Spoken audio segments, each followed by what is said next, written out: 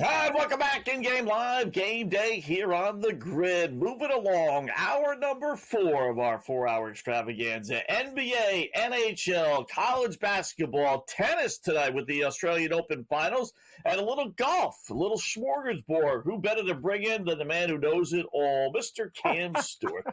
What's going on, Cam? How are you tonight, bud? I don't get that one very often, Scott. The man who loses in the last second of games, that should be my line.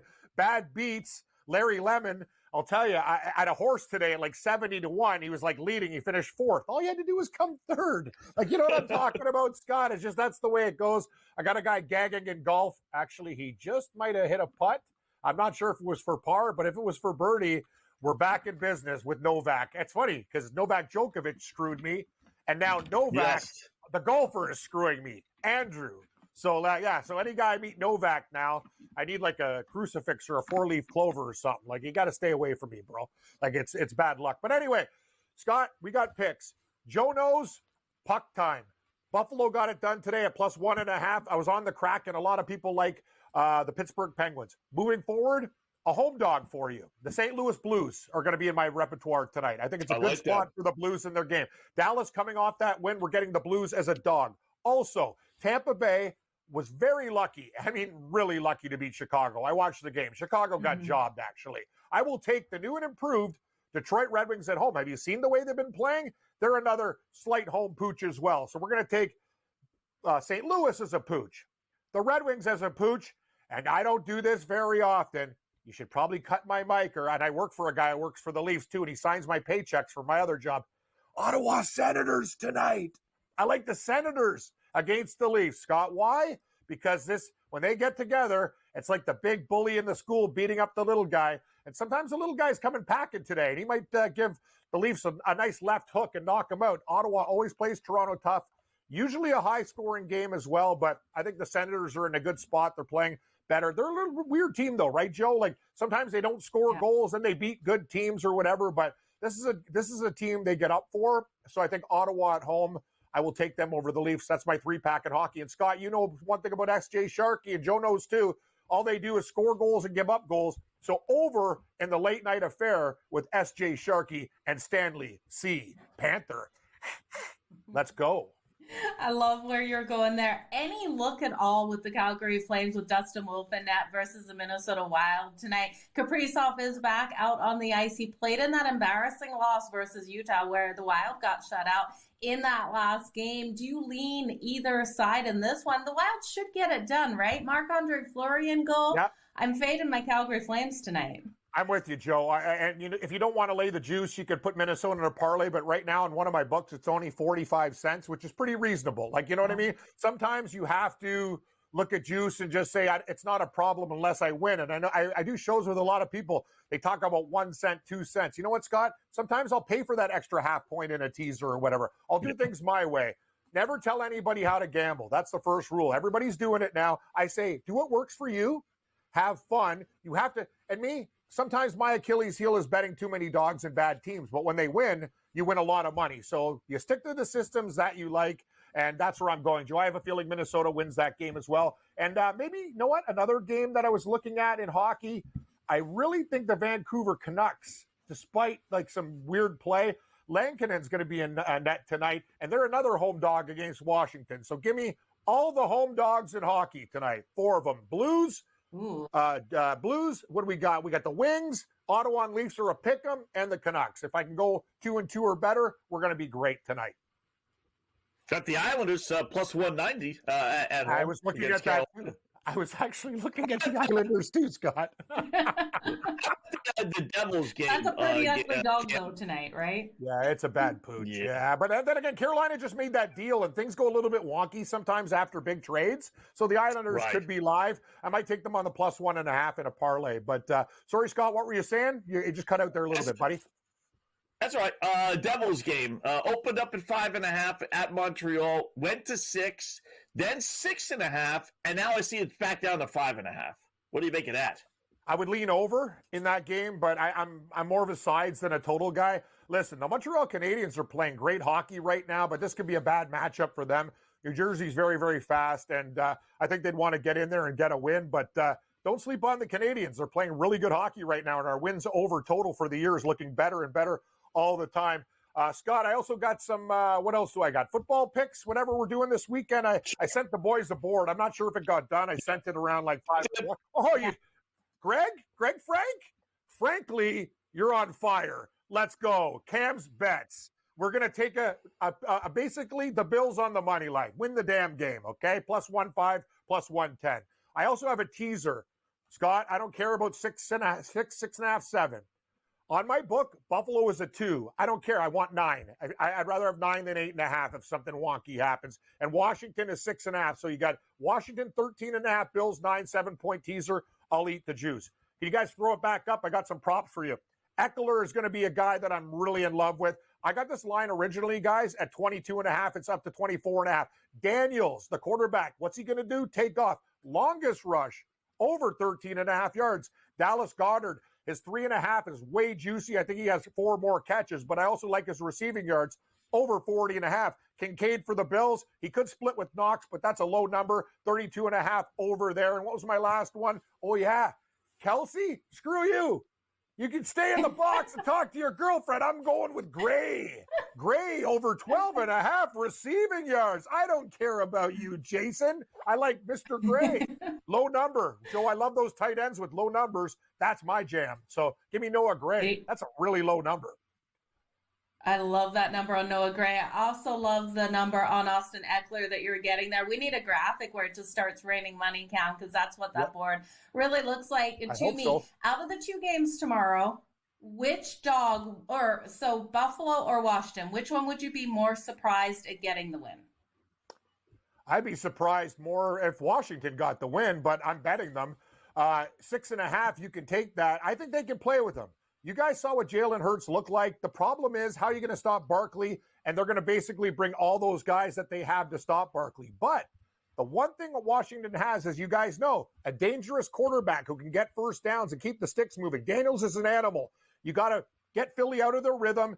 Terry McLaurin is a great receiver. He doesn't fumble and do dumb stuff. Robinson, the last time he played, he had a couple fumbles. Washington beat these guys with 5 turnovers despite Jalen Hurts being hurt in the game, and Philly murdered them in the first game. I'll take the points. I think it's going to be a tight one. As for the total, if I like Washington, I probably got to think it's going to go over the number because Philly wants to slow down this game, and Washington wants to turn it into a track meet. Each team, I got these goofy props that Joe and I always go over. How about each team to have a passing touchdown? Only minus 120, but you know, as far as winning the bet, is that not going to hit? Scott, right? It almost sounds too good. Am I going to the ATM after this segment? It's almost like I would have put like the juice at 50 cents there. Are we missing something? They're not all going to be rushing touchdowns. So what? That's for the Washington-Philly game? For both games. For both games. Yeah. I think there's going to be a touchdown thrown by probably every quarterback. I think every one of them will throw for a touchdown. That's my opinion. That's what I'm thinking. College basketball tonight. I don't know who you guys are looking at. There's a couple weird things going on. Do you know Miami, Scott, has lost 3 games by over 35 points, but that line's 9.5. That could be part of your trap alert. I'm not touching the game, but give me Auburn at home to murder Tennessee. Totally different team at home. Tennessee is on the road versus home. So Auburn will cover the 7. Let's rock. We'll do it again soon. You got it.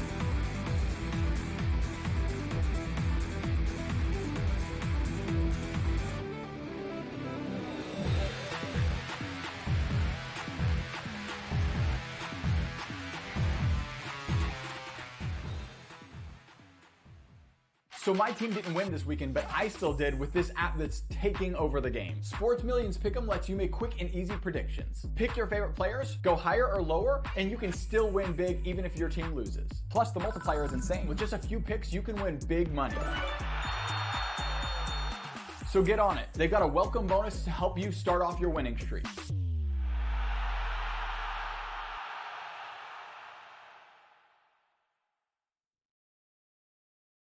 Anyone that's been to a sporting event, the atmosphere before a game, I think Game Time Decisions has that same exact atmosphere. This is our arena. This is what we do. There is going to be an energy to game time decisions that you will feel night in and night out. The excitement you get when you lock your bets in, when you're figuring out what you want to do, we can zone in on the biggest games each night. I want this to be the place that people come to before the games start so they feel as ready as possible to lock in their cards. We are going to hit every single one of those markets that you need to know about. We're going to go through every single thing, and I've got a great team behind me that's going to help me get the job done. There is not going to be a better place, I promise you, than Game Time Decisions to get that new information, react to it, and be able to then bet accordingly. We will have everything at our disposal, and we will use that to our advantage. I'm Kevin Walsh. Tune into Game Time Decisions from 6 to 8 p.m. Eastern on SportsGrid. Your gut says Miami is going to win, and you should take the over. Your gut also said your NFT selfies would only go up in value. They didn't. But your head is on SportsGrid and knows the QB is in concussion protocol. The backup has a 45 QBR against the zone coverage. The New York D has the most sacks in the league. So yeah, trust your head. It's smarter to be on SportsGrid. The two guys that can do it all. Too much electricity this morning. This is a good time. We're having a lot of fun. I had to do a triple take. Ka-ching! Why? Because of parity. I didn't mean to offend. Yeah, it's not going to happen. Load management is a dirty word. Let him rip. You know what? Circumstances provide the results. What? How do you do this once? Oh, Donnie, you've got such a good show there. A network that is booming. The Early Line, only on SportsGrid.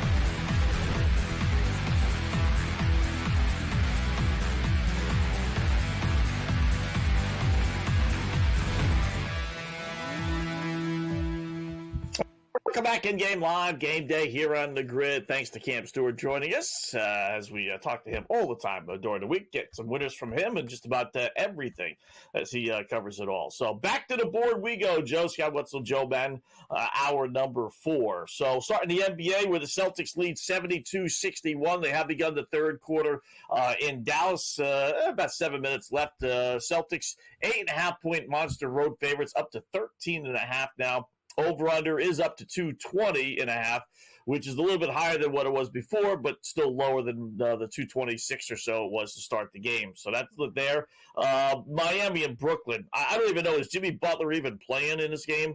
What a mess the Miami Heat are. Ugh, good gravy. If the Nets can't win this game, and they probably won't. No Butler. He hasn't entered the game. I don't know what they're going to do with this dude. He's got a $50 million player option. Doesn't want to be there. It's got to be an unrestricted free agent if he doesn't pick up that player option, which, you'd be thinking crazy not to, right? $50 million. But if he can get a 3-year, $130, $140 million contract, that's why, he might not pick that up, believe it or not. So anyway, that's Heat winning by 4. Heat laying 7.5 and 206.5 is your number there. And Detroit, Orlando, New Orleans, and Charlotte just underway. Yeah, I still like the Heat game and the Nets game to the under. It was 209.5 coming into this, Scott. It's only dropped by 3 points. You're having to lay the juice out to the under at -120. I might wait a couple minutes to see if we get a better number there because I don't like a -120 juice on an under, but I do think it does stay under the 206.5. So definitely one way you can go. It's confusing with Jimmy Butler and everything that's happening and why he's not getting out there on the court, Scott. It just makes me shake my head at NBA players and just their lack of care, it seems like, for the teams that they're playing on. But looking at the Pistons and the Orlando Magic, because I could go on forever about that, I do think the Magic have every ability to win at home. Now, with the Pistons up 4-2, we're still seeing a money line at -154 here. For the Orlando Magic, I hope the Pistons can go on a little bit more of a run here, and then we can come back in on the Magic on the money line, because I do think it's a tight game. So I'm waiting to see the juice drop on the money line there. Now -146 is that live number. Now -128. That's getting right around where I want to go, Scott. I want to see it ultimately -115, -120-ish. All right. I like the under in the game. You got Orlando 12-4 under last 16. Detroit's playing really well. I kind of like the Pistons as well. I can't believe it. They've really kind of turned things around here a little bit. When you look at the NBA slate, 12-4 their last 16. I don't know if they're going to make the playoffs or not. The Eastern Conference is so bad. Orlando hasn't been able to overcome those injuries. They just locked it for some goofy reason. But I do like the under. We'll see what kind of numbers they give you. Toronto and Atlanta. Toronto going for the rare back-to-back sweeps of the Atlanta Hawks. They played 2 games, both in Atlanta. And Toronto won the first game. Atlanta's been scuffling here a little bit. Toronto's getting only 5.5. They were only getting 5.5 or so the other game, and they ended up winning outright. Over-under is 223.5. I mean, the Raptors are just horrible, but they do cover the spread so many. But 2-22 their last 24 road games, which shows how rare that road win against Atlanta was last time out. But they got the job done. Hawks aren't scoring. 6-1 under last 7. They lost 2 straight at home. Hard to beat a team, Joe, back-to-back. Well, I tell you what, if Atlanta doesn't win this game and cover, that 5.5 almost looks too good. But I'm going to play it. Yeah, it looks way too good. I can't trust the Toronto Raptors out there. I can't trust them in any game, but let alone out there on the road. I was just trying to see if we've got a team total here for the Toronto Raptors, because that's where I want to go with this game. I don't trust them to be able to get those points on the board quick enough for them to be able to go over a team total at all. Team props here are just looking. So the Atlanta Hawks team total is 119.5. I either like that to the over. I think the Atlanta Hawks will put the points on the board, but Toronto under. Give me the under 114.5. That's coming in at minus 115, and I do think it's worth laying the juice on the under in that. I just don't trust them to get much done here. And yes, they're trying to get another win here, but I don't think they will. Trae Young, I'm going to circle Trae Young for his threes. Scott, Trae Young for 3+ threes is plus 165, so too much juice there. Can he get 4 threes on the Toronto Raptors? Absolutely. 4+ threes coming in at plus 155. How high do you think I could go with Trae Young? I want to ladder him, Scott, to be honest with you. 5+ threes here. I don't trust the defense of the Raptors. That's coming in at plus 360. Or at that point, do I just start looking at his player points here? Because I do think Trae Young is going to have a nice, strong night out there. 25+ points for Trae Young at minus 135? Or do I go up to 30 at plus 195? I might go to 30. I mean, they've lost 3 in a row. Knicks okay on the road. You can accept. Pistons at home, you really should win that. And then Toronto at home, you really, really should win that. So you got 3 duds. This is where he's got to show he's the leader of this team, right? He's got to realize, all right, you know what? We're scuffling. We scored 110, 104, and 119 last time. I do like that team total, 119 over and a half. I think they come out flying. I think we get the A game out of Atlanta, the A game out of Trae Young. And I think they cover the spread. I think the game probably goes over, and I would play some Trae Young props. He's got to step up, right, and show he's the man. He's the leader of that team. So he absolutely has to. Yeah. Yeah, he's going to come out nice and strong. Okay, let's take him 30+ points. I'm sold. Plus 200 right now. All right. I like that. NBA, probably the game of the night. Maybe Sacramento and the Knicks, but Houston at Cleveland. Cavaliers open 3.5. It is up to 4.5. 229.5 is the number. I still like Cleveland. The numbers are great. 15-4 straight up last 19 games. I understand they lost their last game. 16-7 against the spread their last 23. 16-6 over as well. I like Cleveland at home laying 4.5. Oh, I love Cleveland at home laying the points. I also love Donovan Mitchell. I think I'm going to old up his number, Scott. We're going to have a look at how high we can take him, because we look at him versus the Houston Rockets, and he scored 30 points or more in 6 of his last 8 home games versus them. So let's open his numbers up after the break.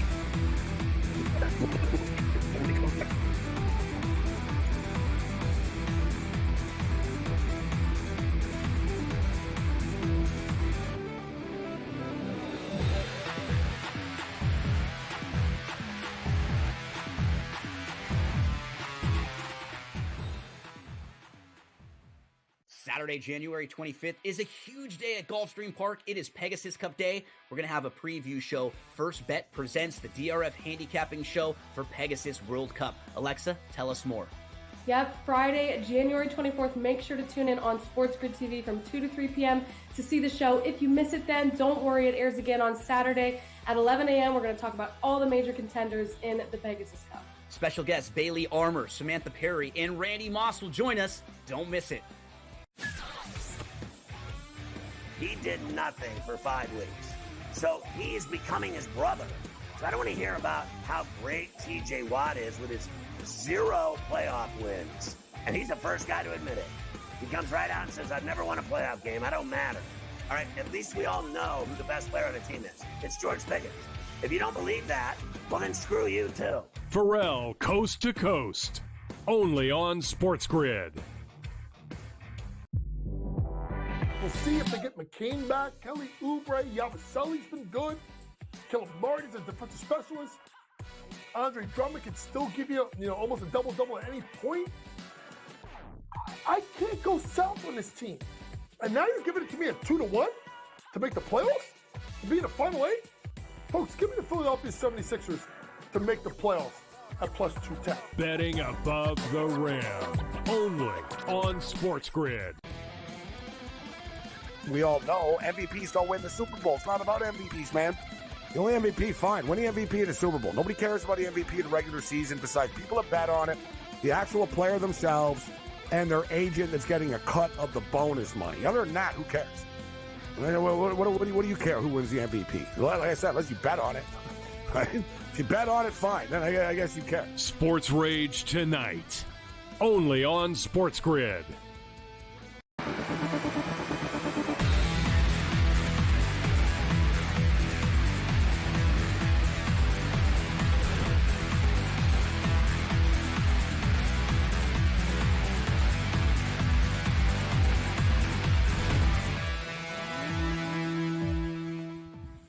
Welcome back in Game Live, Game Day here on the Grid. Scott and Joe breaking down the NBA. Got a bunch of games here starting in the next 10 minutes or so. Last left with Houston and Cleveland. So you wanted to go Donovan Mitchell? You wanted to adjust those and go even a little bit higher with him? Yeah, absolutely. So we're looking at Donovan Mitchell coming in with a points total 25.5. But if you ult him up to 30 plus points in this game, which he has every ability to do, it's coming in at plus 260. Now, when we look at Donovan Mitchell at home versus the Houston Rockets, what I was trying to say before is 6 of his last 8 appearances at home versus them, he's been able to hit 30 or more points. So I love his opportunity at plus 260. It holds a value for me, Scott. If you just want to look at the over 25.5, I don't blame you. You're going to have to lay slight juice at minus 114. All right. Knickerbockers at home against the Sacramento Queens, as we like to call them. Knicks laying 5. Over under 233.5. We got Sacramento 10-2 their last 12 since they fired their head coach. They've done a real Doug Christie, the interim head coach, has done a great job. 8-2 over their last 10. I do like the over. Knicks playing terrific. 24-10 straight up their last 34 games, including 14-6 their last 20. History-wise, 6-1 against the spread, Knicks against Sacramento, and 13-5 under last 18 meetings. But I'm going to throw those out the window. I like New York, but I do like even more so the over. I think this is going to be a high-scoring affair. Winning team's going to hit 125 or so. So give me over 233.5 Knicks at home against Sacramento, Joe. We're on the exact same page with this. I think the Knicks win, they cover the spread, but we do fly over that total. When we're looking at someone here for Sacramento, because it's trying to find some nice trends for you, you look at DeMar DeRozan here, over 20.5 points. This number seems pretty light. Now, while he at home averages right around 20 points per game, you look at his on the road numbers, he's averaging 24.2 points per game out there. Sorry. Injury out there to the Ottawa Senators just catching my eye right now, Scott. Not sure exactly what happened, but there is an injury out there on the ice. But DeRozan has been able to score 30-plus points in each of his last 2 appearances versus the Knicks, too. So we've got, again, strong trends for this player. We both think this one is going over that total. So I love him here to look at him over the 20.5 points out there at minus 114, and then as well ulting him to 30-plus points for a sprinkle at plus 280. All right. Not bad. I like that.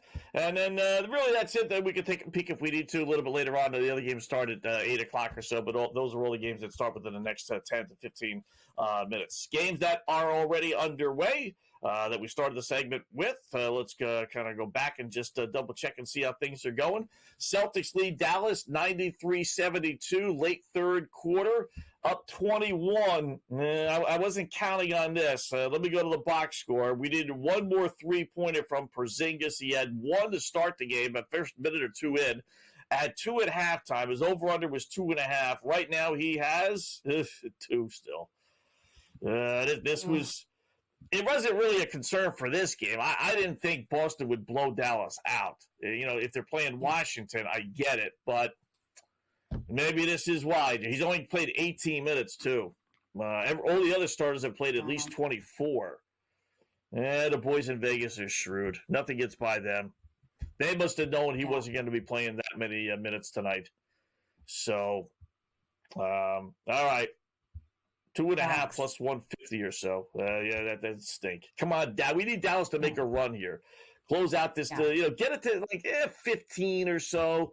If it's 15, then they'll keep the starters in there. So, halftime Miami still 53-49. Nobody cares about that over the over the Heat. Miami fans do. Someone cares. Yeah. No Jimmy B tonight. Does Jimmy B care? Right? That's the question. He definitely doesn't care. Yeah, he doesn't care.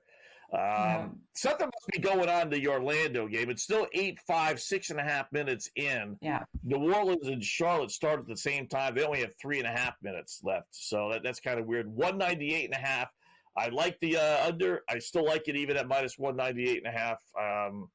Orlando 5 points in 5.5 minutes is probably an indication of what you're going to get the entire night. College hoops, Missouri by 7 still. Midway through the second half against Ole Miss, 54-47. Interesting. Kansas and West Virginia, Mountaineers making a bit of a run, Joe. I forget how much they were trailing by, but it's down to 17. 46 to 29. You got them plus 22.5, Scott. You got them plus 22.5. Let's go. I did the money line. Crazy night. Anything can happen.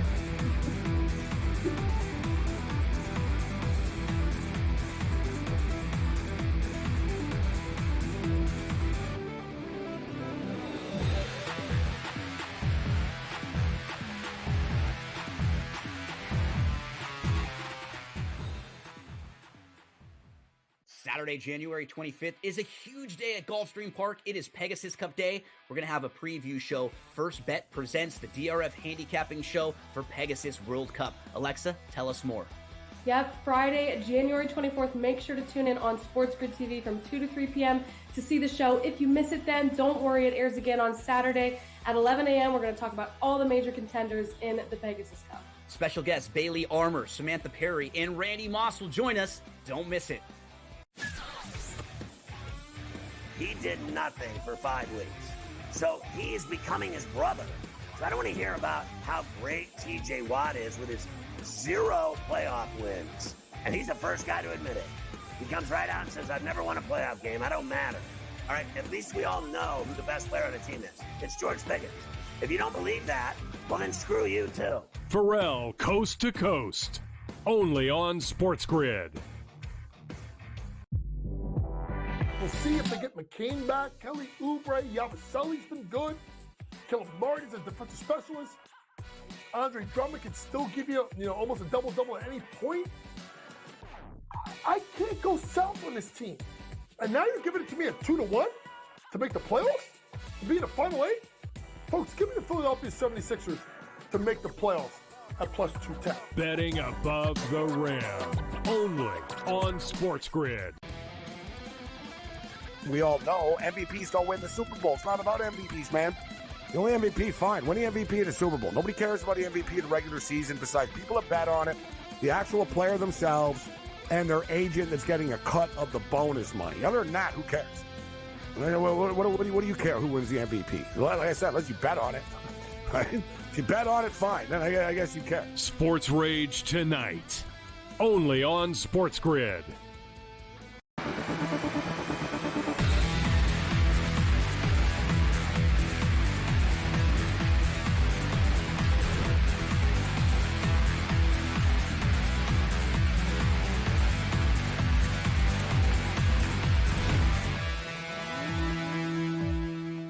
All right, welcome back in Game Live, Game Day here on the Grid. Final half hour, Joe, and yours truly, Scott Wetzel, until 8 p.m. Eastern time. We got Adam and Brady Cannon, I imagine, coming up. They normally take over after we're done, Joe. So hopefully those guys are in tonight. Who knows? Back to the hockey board we go. So far, so good, I think. No score, Detroit and Tampa Bay. That's okay if you got the Red Wings. Late first period there, 5.5 minutes left. You got the Columbus and the LA Kings, 1-1, late first period as well. All these games have about 4 or 5 minutes or so left. Well, the Columbus Blue Jackets are a monster over team at home. It is amazing. No score Devils in Montreal, which is nice. We're sitting on the under 5.5. Actually, I got it at 6. Did go to 6.5. Now it's down to 5.5, but it is 5.5 still, minus 176. So heavily juiced. 10.5 minutes left to go. Minnesota Calgary tied at 1. I mean, Calgary was leading, so Minnesota just scored. And your Maple Leafs, not yours, but you played them tonight, 1-0 over Ottawa. And Dallas with a surprising 1-0 lead over St. Louis. We both like the Blues tonight. Little hunch play there. So your thoughts on these games? We got a couple here. Well, one starting in a couple minutes. Carolina and the Islanders, which I'll get to in a second. But first up, the games in progress. Any thoughts? Yeah, I was just looking at Kaprizov. No shots on goal as of yet for Kaprizov, and I am riding him in my Sports Millions pick'ems. He has been out on the ice for 2 minutes and 28 seconds. So hoping he can get into the action here. The St. Louis Blues down 1-0 versus Dallas Stars. I'm not worried. I'm going to jump back in live on the St. Louis Blues at plus 250. I love the price we're getting on them right now, Scott. You, me, Cam, we all felt the St. Louis Blues were the right play tonight. Dallas started off fast, which is something that you love when you're live betting a team to come back in on the favorite. I saved some money aside to jump on them here because I did think Dallas could score first in this one. The Ottawa Senators just did tie it up versus the Toronto Maple Leafs, so I'm too slow to hedge my bet.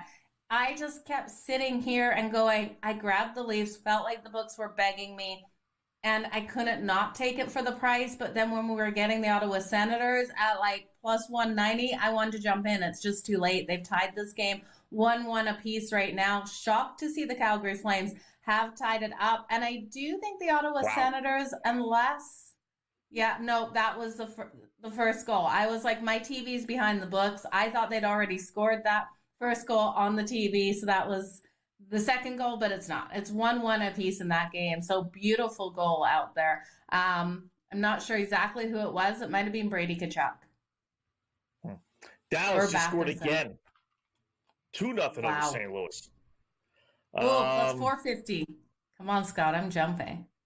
Yeah. I'm going to do it. Sometimes these teams that are going to run out of gas come out like flying just because they realize they're tired. They use up all their energy. We got to be all pumped up, and they come out flying, and then it kind of hits them after the first period. It's just like, oh, we're tired, we're exhausted, we're emotionally shot. So wasn't really counting on 2-0 down, but it's there. So you know what? Why not? We're getting plus 450. So little flyer on the Blues plus 450, 460 now against Dallas. I love it. Looking pretty good so there. I think these numbers are just Go ahead. What's that? I was going to say Kaprizov got the assist on that, and I believe it was Eck with that second goal there for the Dallas Stars. Okay.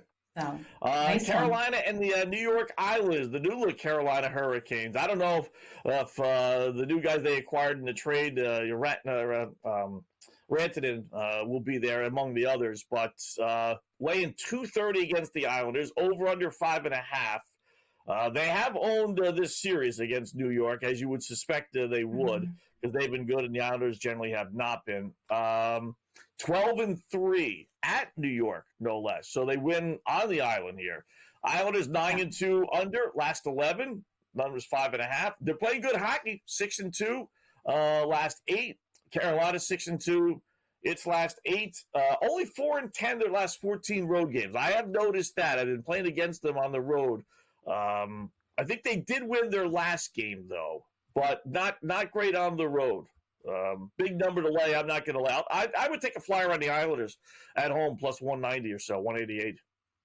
I hear you. I just looked at FanDuel. They're not showing Rantanen for the anytime goal or the points, so I'm assuming he's not going to be out there on the ice. I'm going to check on our next commercial break just to make sure, but I think even if Rantanen gets out there on the ice, it's going to take some time. You look at Stamkos and Jonathan Marchessault going into that lineup for the Predators. It took time for them to acclimate. It took way too long for them, actually, and it hasn't really paid off, but I do think Mikko Rantanen's going to hit the ice hard with this Carolina Hurricanes team, but you look, they have made or lost 2 other players here, 2 forwards, so the fourth line and the top line. I do think there's just so many adjustments out there that even though the Islanders, Scott, it's gross, right? It's gross to take the Islanders on the money line here.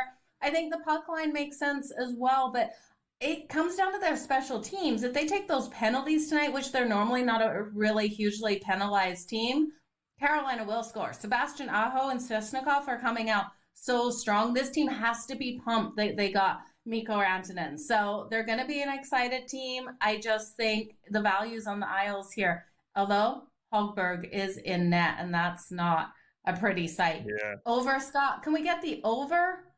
I don't know, man. Yeah, the Islanders let this game go under. over. They probably don't win. Yeah. Yeah. 9-2 under. I think I'd hold Feels off on gross. that. Okay. When it gets down to like 3.5. We get a 1-0 first period, maybe. Yeah. But yeah, I can't go over in an Islander game. When they're playing well, they win games 2-1, 3-2, 3-1, and that's basically what they've been doing. So, kind of maybe another good game where you just once the one team scores, then you bet the other way. Yeah. You get plus 2-1 odds. Again, Joe, we say this all the time, but it is amazing. No matter any kind of game close to pick 'em, if one team leads 1-0 in the first period, those odds jump to like minus 250. I mean, it's just nuts what you can get. So that's what I'll do there. Let me see who scores, and as long as it's in the first period, I'll go the other way. Believe it or not.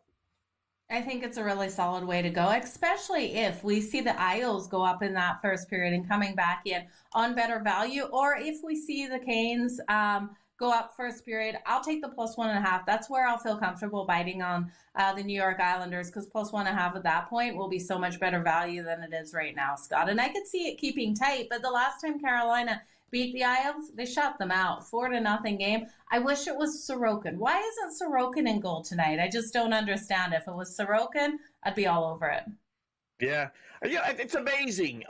Good news from the Celtic game here in a second, but it's amazing how many backup goaltenders play on Saturday nights. I don't know what it is, but I tell you, I see that all the time, Joe. All the time the backup gets to play Saturday night. You would think, generally speaking, Saturday night, big crowd, sold-out crowd, right? You'd want all your starters to play. But I'm telling you, man, if you don't double-check goaltenders normally, man, you should absolutely double-check goaltenders on weekends, because you get a lot of the backups that play. So, Kristaps Porzingis, good news, back in the game. Better news, shooting three-pointers. Best news of all, hits another three-pointer. He's got his third three-pointer. Plus 148. Scott, that was such a sweat for you. I can't believe they had him off the court for so long. Great bet. Yeah. Great bet. You're cashing today. I tell you, it seems like every time we turn around, I'm telling you, great bet. Way to go. Yeah. It's funny. I was looking for the Sports Millions, just going through the different games and stuff. And that was, I don't know why, I just said, let me check Porzingis. We ended up not using that for the Sports Millions. I went with Jake Allen, but he was one I was considering. And, and it just, it jumped out at me. 2.5. I looked up his numbers. He hit that 6 of his last 7. He's been playing well. The Celtics have been struggling, so I'm figuring he's going to, do a little bit more to help the team out. So, 3 to 5 pack bet ticket. Not bad. All right, more coming up.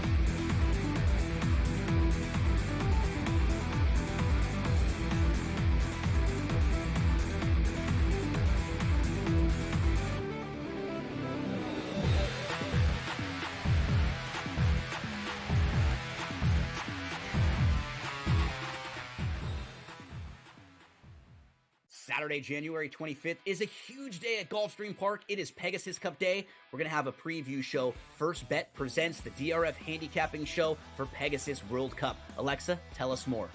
Yep, Friday, January 24th. Make sure to tune in on SportsGrid TV from 2 to 3 p.m. to see the show. If you miss it then, don't worry. It airs again on Saturday at 11 a.m. We're going to talk about all the major contenders in the Pegasus Cup. Special guests Bailey Armour, Samantha Perry, and Randy Moss will join us. Don't miss it. He did nothing for 5 weeks. So he's becoming his brother. So I don't want to hear about how great TJ Watt is with his 0 playoff wins. And he's the first guy to admit it. He comes right out and says, I've never won a playoff game. I don't matter. All right, at least we all know who the best player on the team is. It's George Pickens. If you don't believe that, well, then screw you, too. Pharrell, Coast to Coast, only on SportsGrid. We'll see if they get McCain back. Kelly Oubre, Yabusele's been good. Caleb Martin's a defensive specialist. Andre Drummond can still give you, almost a double-double at any point. I can't go south on this team. And now you're giving it to me at 2-1 to make the playoffs? To be in the Final 8? Folks, give me the Philadelphia 76ers to make the playoffs at plus 210. Betting above the rim, only on SportsGrid. We all know MVPs don't win the Super Bowl. It's not about MVPs, man.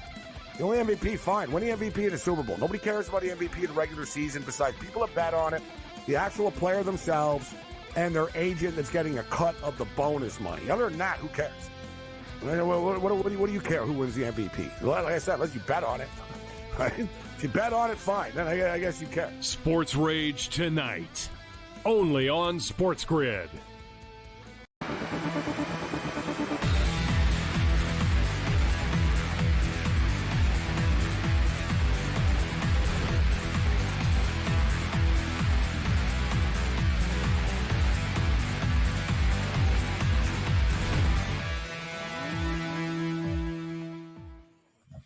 Welcome back in Game Live, Game Day here on the Grid. Scott and Joe Madden until 8 p.m. Eastern time as we check out the world of sports. Little NBA, little hockey. I haven't checked the college basketball here in a second, Joe, so why don't we swing over to that page. Missouri still leading Ole Miss 63-54.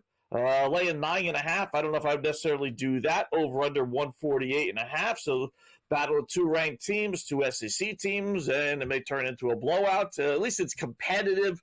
But again, I want to see one of these big-time road teams win on the road against a big-time, home team. And it just hasn't happened in the SEC yet this season. So scrolling down, South Dakota only has 137 points in their game against South Dakota State.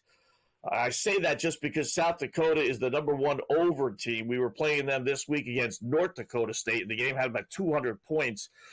This one, the over-under is now only 163.5. I think it was 177 to start the game. So your Mountaineers, I want to say hang it around, but they're down 15. That's not too bad. It is 22-1. 128.5 is the number there. My 22.5 points is okay. Our money line plays, though, we need a nice little run here soon, Joe, in order to be able to hedge our little bit with our money line plays. Yeah, we do. West Virginia has to get back in this game, Scott. They are really pressing in this one, and you've seen that money line drop from plus 7,500 to plus 2,000. And I do think, looking at this second half here, they've outscored Kansas State 22-13, and I think they have a variability with 8 minutes and 45 seconds left in this game against this defense of Kansas State to be able to still win. So plus 3,500 right now, if you just want to grab them, plus 13.5 at plus 100. I do think it is a nice solid way to go in this one, but great matchup for this team coming back and how they're pushing to come back. I hear you on South Dakota and South Dakota State. That total 164.5. I still think it goes over, like you mentioned. Higher scoring game was expected between these two, and I think South Dakota State will continue to put the points on the board because it's not super tight of a game, it's still 77-62. So I do think more points are coming in this one. Yeah, rivalry game obviously as well, no doubt. South Dakota State. So I don't know if they would call off the Dogs. Maybe just want to run up the score a little bit. So, Houston, Kansas tied at 40. Pick'em, 15 minutes left. 133.5 is your number. Boy, I tell you, that's only 54 points. With 15 and a half minutes left, I'm on the under already, but these two teams are going up and down the court. I must say, two great defensive teams. You think they would slow the ball down, but they're not. You know, fortunately, they're missing their shots, but that original over 126.5, 127 maybe, in a little bit of trouble for sure.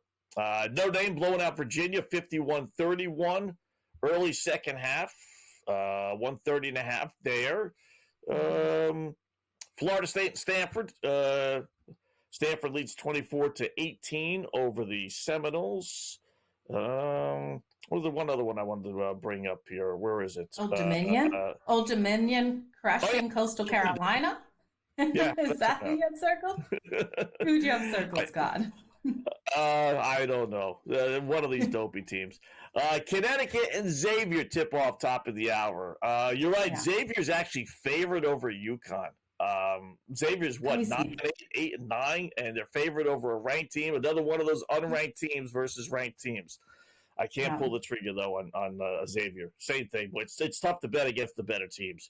It's like opposite picks, really. You know you're betting against the best team, or the better team. And not doing it. Yeah, a lot of times you need them to lose. So it's just tough to do. It's tough to do. Does this one go over though? I think the 140.5 looks a little light. Minus 115 to the over. I can see both of these teams still putting up the points. UConn at plus 100, so beautiful on that money line. I'll grab UConn and I'll take the over 140.5, Scott. All right, that's not bad. I like that. UConn's been giving up the points for sure.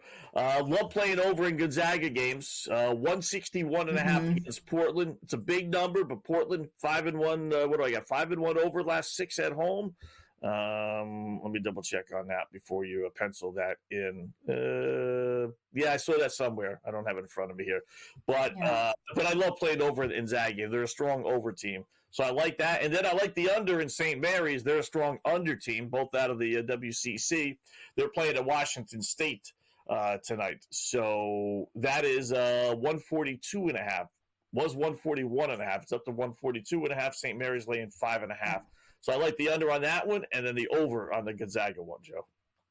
Okay, quick question for you. With that Gonzaga and Portland game, which team do you trust more to get the points? Is it Gonzaga, who's a 25.5 point favorite? Because they've got a team total of 93.5 to the over at minus 112, or you can look at Portland. Do you think Gonzaga will give up 69 points to them? Their total 68.5. I do like the full game over, like you said. I just want to get your thoughts on these team totals, Scott. I think they do give up the points, Joe. You know, they're 1-10, Gonzaga is. I'm glad you reminded me because I'm just looking down and I'm realizing that's an 8 o'clock start, which is 5 o'clock Portland time. I'm not sure why they're starting 5 o'clock, but according to according to FanDuel, they are. So Gonzaga 1-10 against the spread their last 11 games. So they're winning games and they're scoring a lot of points, but they're giving up a ton of points, you know, and the point spreads are, you know, anywhere from 10 to 20, 25.5 tonight. And they're winning the games, but, you know, the other team is scoring points against them. So not a bad Portland and the overplay. Portland getting 25. Let's see if I can do the math here real quickly. If they score 60, they would have to score 86. That would make it 146. That's not going to get it done. Then Portland would have to score around 65, almost 70 points in order to guarantee a split. But I think they do. Yeah. Especially at home. I think they do too. Yeah. Okay. Let's go. I love it. Yeah. Portland plus 25.5 and then over 161.5.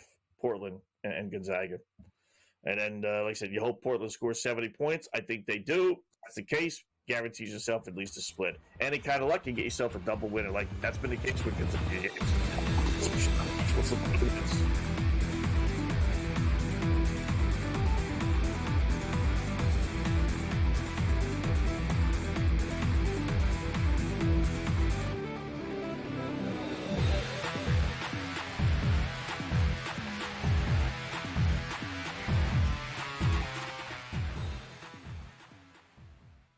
Saturday, January 25th is a huge day at Gulfstream Park. It is Pegasus Cup Day. We're going to have a preview show. First Bet presents the DRF handicapping show for Pegasus World Cup. Alexa, tell us more.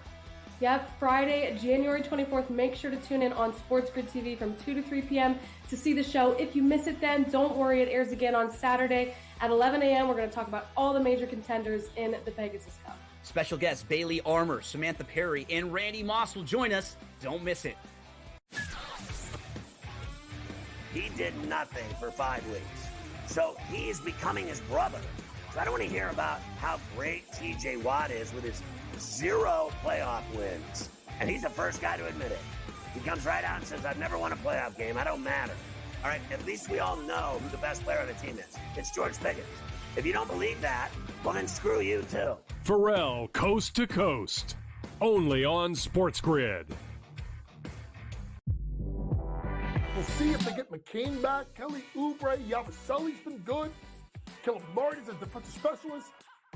Andre Drummond can still give you, almost a double-double at any point. I can't go south on this team. And now you're giving it to me at 2-1 to make the playoffs? To be in the Final 8? Folks, give me the Philadelphia 76ers to make the playoffs at plus 210. Betting above the rim, only on SportsGrid. We all know MVPs don't win the Super Bowl. It's not about MVPs, man. The only MVP, fine. Win the MVP in the Super Bowl. Nobody cares about the MVP in the regular season besides people that bet on it, the actual player themselves, and their agent that's getting a cut of the bonus money. Other than that, who cares? What do you care who wins the MVP? Like I said, unless you bet on it. Right? If you bet on it, fine. Then I guess you care. Sports Rage tonight, only on SportsGrid.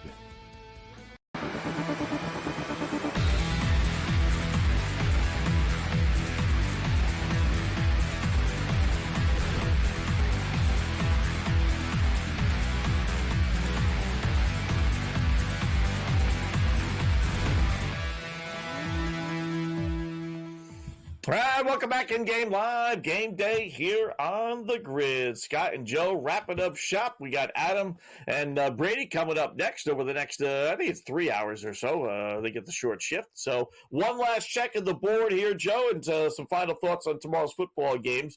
We'll start with our beloved hockey. Why not? Devils scored twice. Oh, they're killing me. I know. Fudge. All right, 2-0 New Jersey, 2-0 Dallas still. You got Montreal plus 560, by the way. Everything else is, Carolina. Look at Carolina. Holy crow, 2-0 already against the Islanders. Well, the Islanders plus 8-1. Plus 2.5, plus 142. That puck line, plus 2.5, plus 142. Let's go. That's actually not bad. Yeah. That's actually not bad. Yeah. Let me see real quickly as you mull over that. Let me see if Rantanen's in the lineup tonight. I kind of doubt it because that trade was announced, relatively late last night, right? So normally you give the player a day or two. No, he's not playing. Oh, actually, you know what? He is. How about that? Wow. Did he get both of those goals? I won't be shocked. All right. But he's got a +1 for plus-minus rating. 3 shifts, 2 minutes. I wonder what line they got him on. Let's go, Carolina. They pair him up with Tahoe. Taylor Hall's there as well. Both guys. Wow. Well, we did see Martin Netchez get out there for the Avs today. So I'm shocked how quickly they can integrate these players. Like, when did they find out? They must have known yesterday morning before we all found out, right? Maybe, yeah. So Maybe they had to get on a plane. They had to go somewhere. They had to pack their bags. Wow. Quick for these players. Let me just look at who got those goals for Carolina and if we can see anything where he's sitting. We're seeing him out there he's played for 3 minutes so far. I think he's on the top line, Scott. I can't tell from my book here, but I would guess he's on the top line. He's got to be out there with Sebastian Aho. I'd be shocked if he isn't. Right. Although Aho's got a goal, and he doesn't have an assist on that. Okay. Chatfield does. What a fudge that is. I don't know if he would be on the top line. Defenseman. No. Okay. Interesting. All right, so 2-0 Devils. Any other bets that you want to make before we close up shop with the NHL? Move to the NBA? Yeah, I'm going to take Ovechkin for the anytime goal tonight versus the Vancouver Canucks. I think he comes out nice and strong. The Florida Panthers, they've dominated the Sharks. I think it would be a live betting opportunity for the Sharks at like plus 2.5 if you can get it at some point in that game. But that's about it for the rest of the slate for me in the NHL, Scott. All right. NBA Celtics lead is down to 11 with 2:15 left. They were up 20 plus. The NBA is tough. It is never over in the NBA. And not every game ends up, being like this, but you could be up 25 in the third quarter, laying 8.5. You think you're solid, and now you got to sweat this thing out with 2:15 left. So 116 to 105. I don't think the Celtics will lose, but you know what? I just out of curiosity, what are they offering NBA here? They are offering 12.5. I bet the Mavericks cover. I bet they do. I can see that going in the wrong direction. Detroit and Orlando, nothing crazy there. Charlotte, good start for the Hawks, 16-9 over Toronto. Like I said, I like that over 119.5. Rockets winning at Cleveland, 25-21. Cleveland's down to -1.5. Real good start for Knicks and Queens, 26-17 with 4.5 minutes left. Over-under's up to 238.5. Opened up at 235.5. I think that one goes over. Didn't talk too much about it. I'm sure the guys will next up. But Lakers, Golden State, the old crew. Boy, 3, 4, 5 years ago, this would have been headline stuff. Now, LeBron's 90 years old. Steph Curry's playing like he's 90. Golden State stinks. Lakers mediocre, awful on the road. Lakers favored. Wow, Golden State's they have just come way back to the pack here. So have they ever? Any thoughts on that one? Yeah, I have a hard time betting the Lakers. They seem to be the team that no matter what I do, they do the opposite. So I'll probably stay off that game. I expect the Golden State Warriors, but I'm looking at the Chicago Bulls. Hard to take them as a favorite, even at home, but I do think Josh Giddey has a good night. The last time versus 76ers, he was so close to getting a double-double and very close to getting the triple-double. Sorry. So I'm going to look at him here for a double-double at plus 450. All right. Great job, Joe. Plus 145. 145. All right. Great job, Joe. Joe and I will be back tomorrow, 6 o'clock, for Bills and Chiefs here on the grid. Adam and Brady coming up next.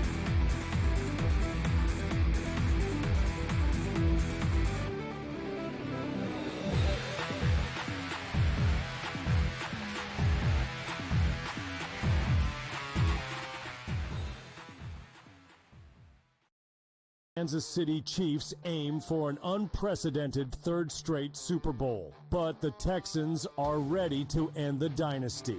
Then the Commanders, fresh off their first playoff win since 2006, take on the high-powered offense of the Detroit Lions. Start your game day with pro football today at 10 a.m. for pregame betting. Then stay in the action with in-game live game day, only on SportsGrid. Louis Riddick has interviewed for every job in North America. And I'm not just talking football. I'm talking about every business in North America of any kind whatsoever. Tire companies, grocery store CEOs, shopping malls, insurance companies. What job hasn't Louis Riddick interviewed for? Pharrell Coast to Coast, only on SportsGrid. How do you find some of this great talent that you've brought in, who are so early in their career, might not have a ton of tape on them yet? I've been around this business, man, for almost 20 years. So a lot of these guys will tell you that I popped into a lot of gyms, sparred or just worked on the side or, kind of worked out, just watching. I've always loved this sport, man. I think it's the greatest. And we want to continue to put on the next up-and-coming superstars. We know we got them. Only on SportsGrid. This Sunday, the Rams carry the weight of their city when they face the Eagles. Then it's a clash of MVP caliber quarterbacks, Josh Allen and Lamar Jackson. SportsGrid has you covered all day, starting at 8 a.m. with FST for daily fantasy lineups. Lock in your picks with Pro Football Today. And stay dialed in with real-time betting on in-game live game day.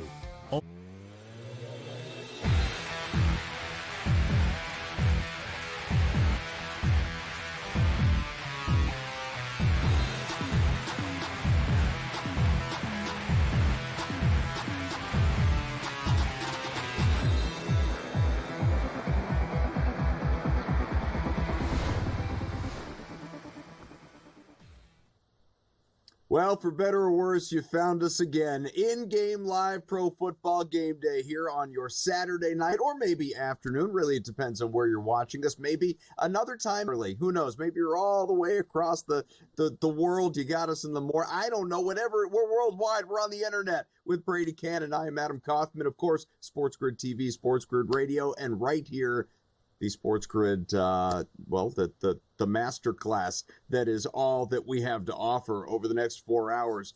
Again, Brady, Adam, guests on the way, including in a matter of moments, another SportsGrid regular, Cam Stewart. We're going to be doing, Brady, as you well know, so much football talk. We'll dive into what's happening tonight as well because we have NBA, NHL, college basketball. There's no shortage of things happening here this evening, but the main focus is on tomorrow, Championship Sunday, the conference finals games in the NFL, the Final Four, if you will, the Commanders, who, of course, everybody knew was going to be here against the Eagles, and then on the other side, the matchup that we have been waiting all season long for and seeing in the AFC title game for the fourth time in 5 years, Bills, Chiefs. Brady, how the hell are you? Oh, I'm great, my friend. And you're right. You know, it's very exciting with everything going on leading up to championship weekend. It's probably my favorite weekend of the NFL season. I really like it better than the Super Bowl because you typically have two tremendous matchups. They typically turn out to be great games, and you get two of them, two for the price of one, right? You also have, like you mentioned, the college basketball season really heating up. It's almost February. NHL, you know, into the swing of things, NBA. And oh, by the way, Torrey Pines, one of my favorite places they play golf on the PGA Tour. We just wrapped up with a 110-1 winner with Harris English. So yeah, Saturday night is good so far, my friend. Yeah, you're feeling coming in hot with a couple of wins on the outright market in the last month of the PGA seasons. That's amazing. Congrats to you. Obviously, I want to hear more about it. Handicapping the contest that has just cashed in for you. But again, heavy football and just so much in store for our viewers and listeners over the next 4 hours. So we thank you for hanging out with us, however you are consuming the product. But we've kept him waiting long enough. Let's bring in my old Saturday partner with my new Saturday partner, Cam Stewart. Cam, how are you, man? Well, you better stick with your new partner because this guy hits golf winners the way I slam chicken wings, man. Brady, are you the best? I used to think Brian Blessing was the best when he's hitting guys at 200. I looked at your list. I'm like, oh, my God, Brady's on Harris English. And I had Novak. And so I'm sitting there going, wow. I know, Brady, I told you. I told you. You would not believe what happened today. It's amazing how Novak, because I had Zverev, thanks Novak Djokovic for stopping, so they void those bets, which obviously would have won with games, all that stuff. And then I got Andrew Novak in golf. Guy hits the putt of the year. I'm up 2. I'm like, hey, maybe me and Brady can come second. I can win this week. And no, it wasn't meant to be. Harris English has the temperament of literally like a guy, Adam, would come up to him with a knife in his neck at like 2 o'clock in the morning. Say, give me your money. He's like, how much, sir? Do you want my whole wallet? The guy doesn't breathe. He doesn't even. That's why he's great at golf. I was told by a wise man when I worked at a golf course, you're either really smart or really stupid. There's nothing in the middle, or else you're really wild and hot, or you're calm as a cute. This guy is so damn calm. Even his kid in the interview didn't even touch the mic or whatever. She's like, hey, Dad, are we going to go home and watch Barney? Like, it was like crazy, right, Brady? Like, congratulations to you. Oh, the kid was too young for Barney. Thank you very much. Nobody's still watching Barney. You're the best. I tell you what, I've never been off to a start like this before. Hit Hideki Matsuyama at Kapalua 4 weeks ago, and then we come back with Harris English. And you're right, Cam. You talk about the temperament, the plotter, the grinder, just steady Eddie through and through is Harris English. And, along those lines, First of all, he finished third here in the U.S. Open in 2021 when John Rahm won at Torrey Pines. He's played very well at this golf course on a number of occasions. And knowing that type of temperament, and knowing how he is built for these difficult tests, AKA U.S. Open. I bet him to win the U.S. Open last night as well, which will take place at Oakmont Country Club in Pennsylvania this year. I took him at 150-1. Is he going to win it? I don't know, but he's that type of player. To your point, that steady Eddie temperament just never gets rattled. I got to tell you, Brady, it's unbelievable stuff. And, you know, I was thinking this golf tournament, we had a lot of the big names go down early. So I'm thinking, wow, when I get Novak live at a crazy number, like I'm sitting pretty with a 2-shot lead, but he's like me. Like when I'm at the blackjack table, you see the perspiration, and you see the guy. I'm not a good golfer, Brady. I used to shoot in the 70s when I worked at a golf course every day. When I was a teenager, I was a great golfer. Now I can't even break 100 because I play like once every 5 years now. But I'm going to tell you this: I've seen this movie before. Like I don't know what the hell happened to that guy with his wedges, but that was crazy. Like the door was open for him. Like but this is what Adam will tell you this. Golf is one of those things, and he had a great attitude at the end. He goes, all I got to do is keep myself in contention. One of these times it's going to go my way. He wasn't angry. He said he played well, finish in the top 5. We made a little bit of money, but golf is a hard damn thing to win when there's 100 million guys, and Brady seems to hit the winners. By the way, Brady, that's Georgia, back to back. We got Sepp Straka, Georgia, Bulldog, and Harris English. We should actually ask the books what school will represent, like when you win a tournament too. Maybe we could add that. So if I don't have the right guy, I can pick on Georgia, and then I get paid too. But anyway, that's something for a future time. Guys, anything you want to get into? I got some hockey picks, a couple college basketball. We got football picks. Basically, I'm fully loaded. By the way, I was watching horse racing at Gulfstream, Brady. My horse at 70-1 was winning. What did you decide to do? I don't know, eat a sandwich down the stretch and finish 4th on a photo. That's the way things go for me. And I'm actually making money today. Imagine if things actually went my way. That's what I was thinking. I'm like, imagine I actually hit something. My girlfriend's like, I don't even know how you do it. Like you got really horrible luck. I go, thanks, honey, but you're with me. I'll try better. I'll try better. No, you're supposed to say, I've got you on the luckiest guy in the world. No. Like you said. Yeah. Yes. Adam, this is her line. I go, honey, I can't believe I lost this. I should have like $5,000. She goes, you still got me. That's her line every time. I'm like, great. Can I have some money? Perfect. Yeah. Unless you're an ATM. I don't know what you're going to do for me right now. Sometimes I'd rather be an ATM machine, but that's not happening. But Brady's married to one. He's on fire. Yeah, so guys, running want me to go through some hockey right now? I'll give you some live bets, and then we'll get it. Okay, let's do this right now. So the Tampa Bay Lightning are playing Detroit. We can get the Detroit Red Wings. It's a scoreless game right now. Early in the second, I'll take Detroit at +110. A good spot. They're playing much better hockey under McClellan. And Tampa Bay was very lucky to beat Chicago the other night. We're already on the Devils. I'm on Minnesota. And you guys, I know you guys don't like to lay like 50-cent juice. I told you they're going to cut my mic. Ottawa Senators -10 versus Toronto Maple Leafs. I'm betting against my own team tonight. And give me the St. Louis Blues down 2 goals, +2.5, -120, and a sprinkle at +540 on the money line. We got some other stuff too a little bit later, and we'll get some college basketball and football picks, but I know we're going to hit the break pretty soon. Cam, I want to ask you on the other side. You're right. We're going to go to break here in a minute, but I want to ask you if you've got anything in the late slate in hockey. I believe it's 10 p.m. Eastern, 7 p.m. Pacific. You've got 3 home dogs on the ice in the late window on the ice tonight. You're right, Brady, and I'm looking at a lot of those pooches. I'm the dog catcher. Hope it works. We'll see. You got to start scratching Cam behind the neck, man. That leg's gonna go crazy. That's Brady. Yeah, he's happy. Man. This guy's rich. We are just getting started on IGL Pro Football Game Day, where there's much more than just football coming up for you.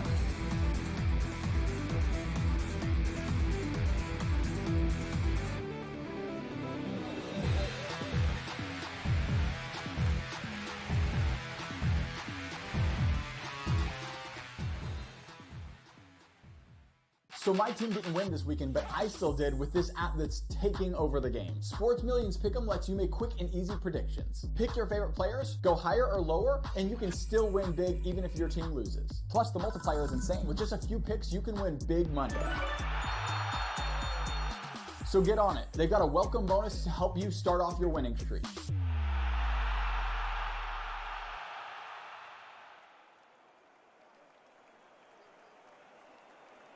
There is going to be an energy to game time decisions that you will feel night in and night out. We're going to go through every single thing, and I've got a great team behind me that's going to help me get the job done. I want this to be the place that people come to. We are going to hit every single one of those markets that you need to know about. There is not going to be a better place, I promise you, than Game Time Decisions. We will have everything at our disposal, and we will use that to our advantage. I'm Kevin Walsh. Tune into Game Time Decisions from 6 to 8 p.m. Eastern on SportsGrid.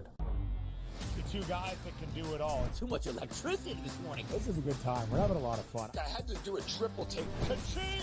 Why?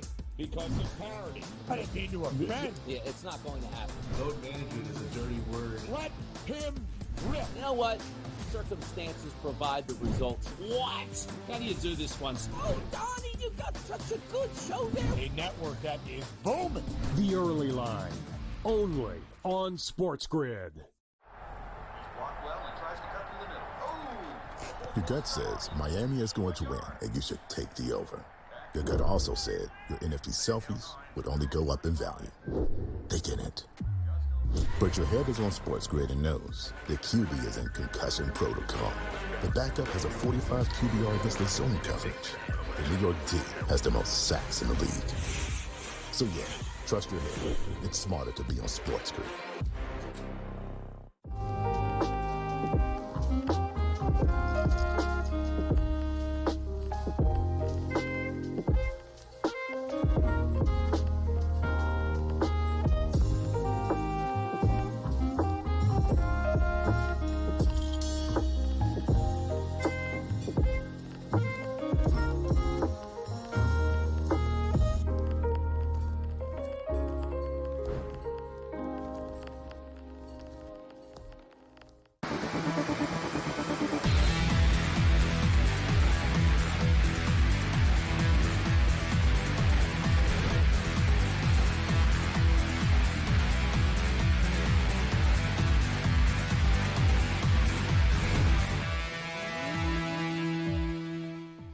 We are back in game live pro football game day. Adam Kaufman, Brady Cannon. We got Cam Stewart hanging out with us. We'll get to some football, but of course some other things, including other sports, other games that are getting underway a whole hell of a lot sooner, like momentarily in the next 15 minutes or so. World of College Basketball, top 25 specifically. Earlier today, we had Duke hold off Wake Forest. Iowa State did its job. Florida blew out Georgia. So, sorry, that was one loss for Georgia today. Michigan State took care of Rutgers. Wasn't easy. Came down the wire. Vanderbilt shocked Kentucky. Upset the top 10 team there. Texas just edged number 13, Texas A&M. Mississippi State, a win in overtime against South Carolina. And Oregon, surprised by Minnesota. Just the fourth loss of the year for the Ducks. We have games that are happening right now, including a tight one, Cam, between number 7 Houston and number 12 Kansas. It is a 4-point game. Jayhawks are leading about 8 minutes to go. What were you on, presuming you were, coming into this game,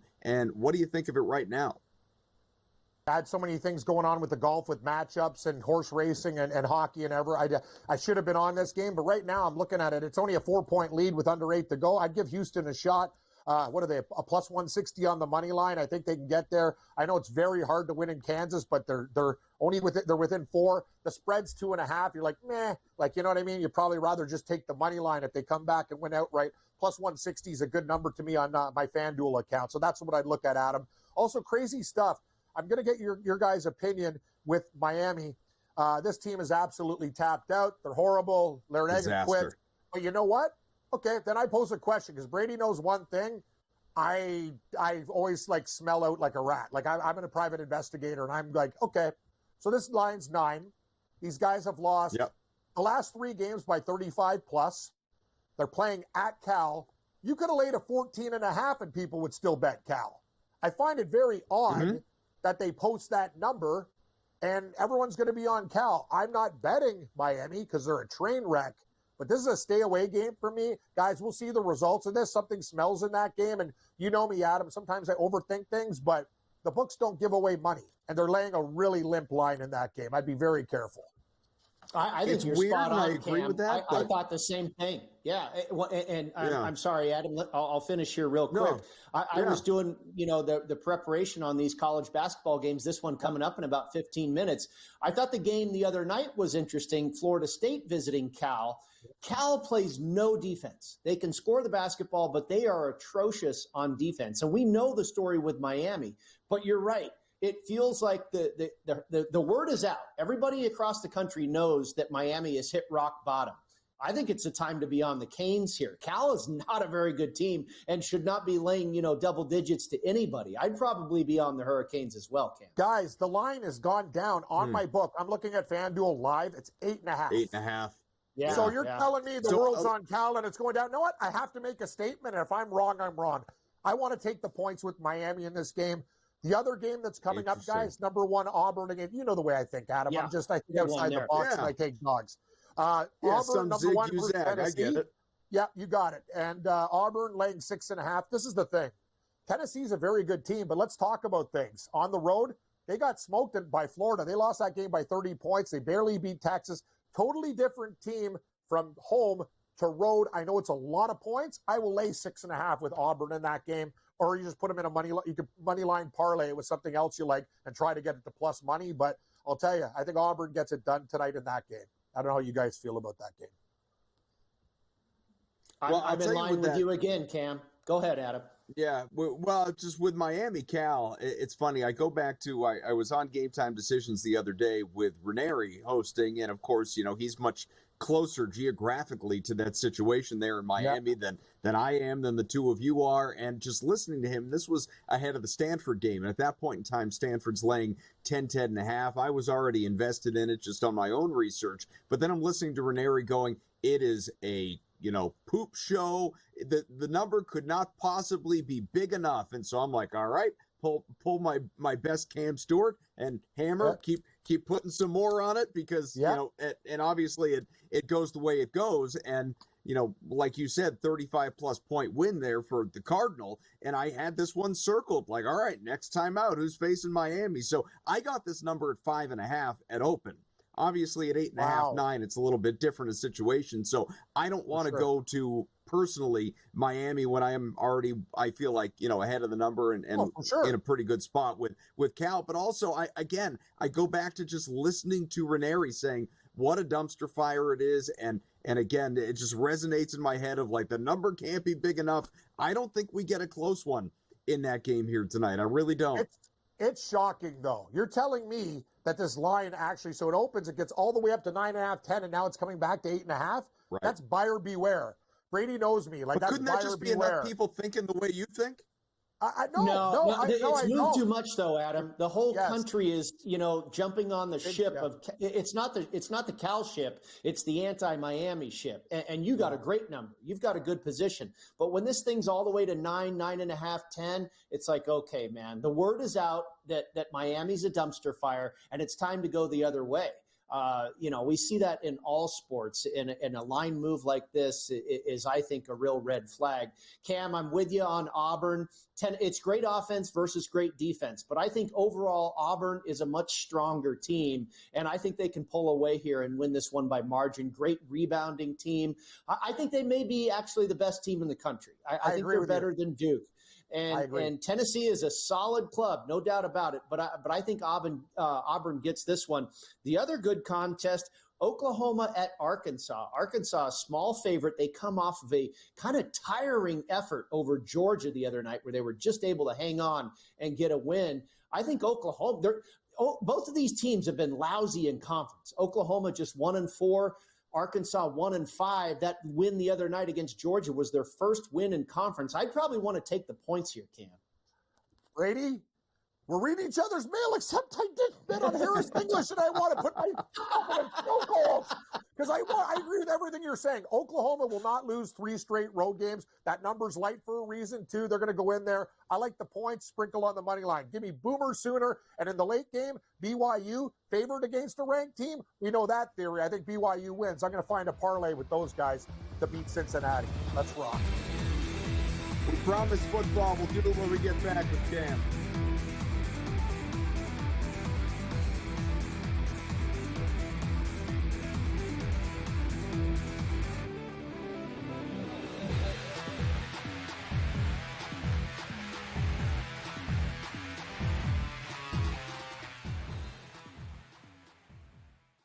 It's Championship Sunday. Can rookie sensation Jaden Daniels clip the Eagles' wings on his way to Super Bowl history? Then, two teams that know each other all too well face off in the AFC in the Bills and Chiefs. SportsGrid has you covered all day Sunday. Start at 7 a.m. with FST, followed by Pro Football Today. And stay with us for in-game live game day. Only on SportsGrid. Anyone that's been to a sporting event, the atmosphere before a game, I think Game Time Decisions has that same exact atmosphere. This is our arena. This is what we do. There is going to be an energy to Game Time Decisions that you will feel night in and night out. The excitement you get when you lock your bets in, when you're figuring out what you want to do, we can zone in on the biggest games each night. I want this to be the place that people come to before the games start so they feel as ready as possible to lock in their cards. We are going to hit every single one of those markets that you need to know about. We're going to go through every single thing, and I've got a great team behind me that's going to help me get the job done. There is not going to be a better place, I promise you, than Game Time Decisions to get that new information, react to it, and be able to then bet accordingly. We will have everything at our disposal, and we will use that to our advantage. I'm Kevin Walsh. Tune into Game Time Decisions from 6 to 8 p.m. Eastern on SportsGrid. Your gut says Miami is going to win, and you should take the over. Your gut also said your NFT selfies would only go up in value. They didn't. But your head is on SportsGrid and knows the QB is in concussion protocol. The backup has a 45 QBR against the zone coverage. The New York D has the most sacks in the league. So yeah, trust your head. It's smarter to be on SportsGrid.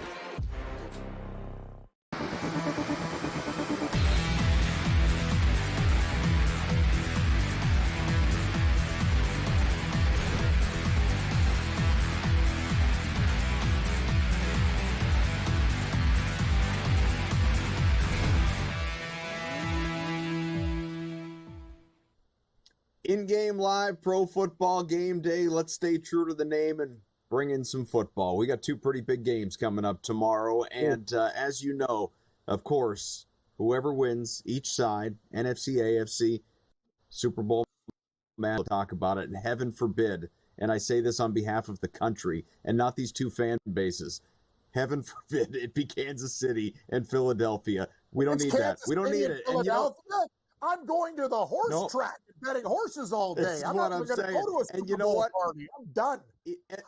Independent of what we're rooting for too, Cam, just having a sense, knowing you, doing shows with you, having a sense of how you bet. I mean, there's no way you're not on both Washington and Buffalo this weekend, right? Hey, a lot of things happen with Kansas City fans. Thank God my followers know I'm not a bad person. I'm a good, decent human being, and I didn't like the way I was treated. So I'll tell you another thing. It's personal. Even though Brandon in St. Louis, friend of SportsGrid, and there's about 5 Kansas City guys that are money. They're like family to me. The Steamroller's a great guy, contributor to the show. Great guys. There's a pocket of fans that are great. The rest of them suck. The Bills are better now. Allen will do anything. I like the way they're running the ball. They think they're throwing against Baltimore. Cook's on fire. Like, they got 2 good tight ends. I think the defense can stop Mahomes. Hey, Houston was moving the ball on these guys. I'm all in on Buffalo. I'm taking the money line, and Brady and I already talked about it when he came on Rage with me and Morency. You do a 8.5, 9-point teaser with Buffalo, and then you can either do it on the other game.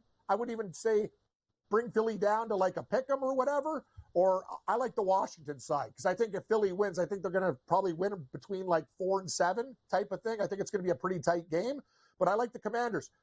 Let me tell you something, Adam. Like Brady hitting golf stuff, nobody has been better than me than the Washington Commanders. Like, they are a friend. When I need money, they come through. When I need a money line play, I was hitting that money line button versus Detroit. My finger was burning off. I was so, I'm telling you, Brady, I just watched the game. You know, when you watch a game and you actually know what's going to happen, I go, Washington's winning this game. It was just one of those things that like popped up, and I'm like, I hit it with confidence. I was sitting there at the end going, yes. And then Seb Straka, I had a piece of him in the golf tournament, and we withdrew money from the account, Adam, something I don't do nearly enough. So I'm going to tell you this. I think that game's going to be tight. I think Eckler's going to have a big game for the props. And but I really like the Bills outright. I like the Bills outright. I don't know how you guys feel. Totals, I'm kind of going back and forth.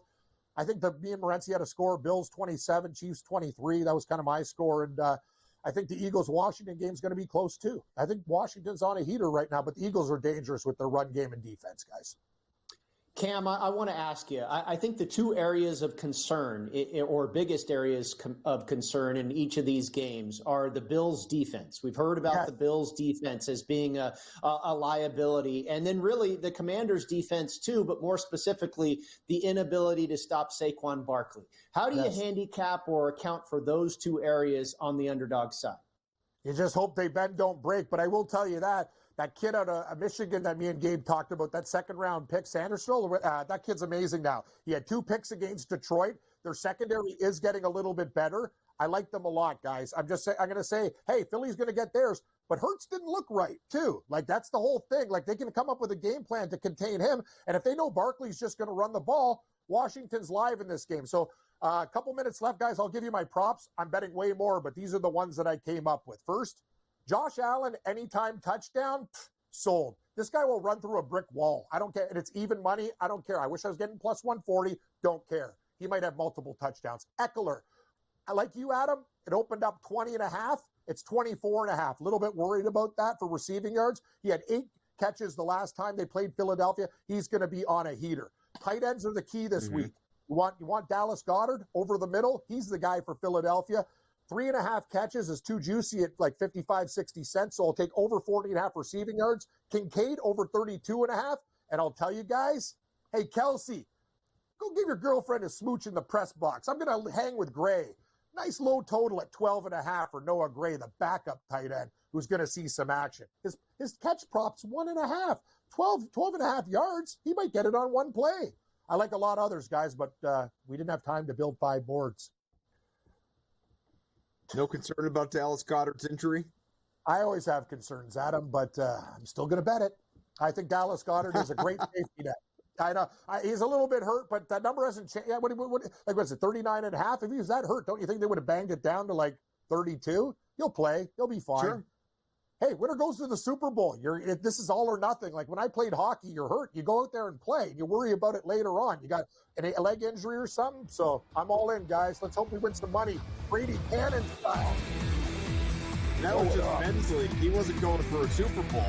So imagine what these guys are dealing with. Thanks to Cam Stewart. We'll be back.